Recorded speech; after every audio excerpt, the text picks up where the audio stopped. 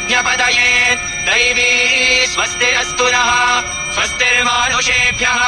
ऊर्ध्वम् जिगातु भेषजम् शन्नो अस्तु द्विपदे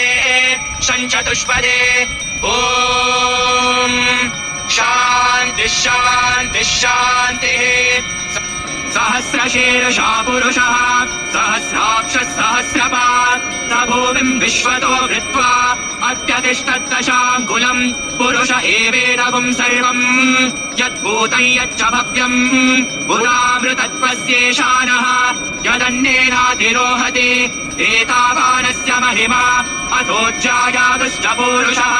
पादोऽस्य विश्वाभूतानि त्रिपादस्यामृतम् दिवे त्रिपादोर्ध्व उदैः पुरुषः पादोऽस्येह भवात् पुनः ततो विश्वम् व्यक्रामत शोषणाशने अभि तस्मात् विराजजायत विराजो अधिपुरुषः स जातो अत्यरिच्यत पश्चात् भूमिमथो पुरः यत्पुरुषेण हविषा देवा यज्ञमतन्वत वसन्तो अस्यासीदाज्यम् ग्रीष्म इध्मः शरद्कविः सप्तास्यासन् परिधयः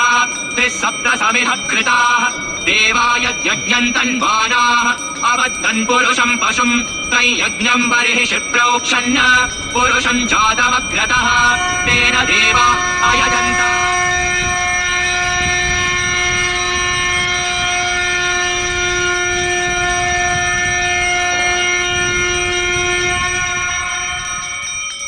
ऋचाय ब्राह्मणे ऋषम् ब्राह्मम् जनयन्तः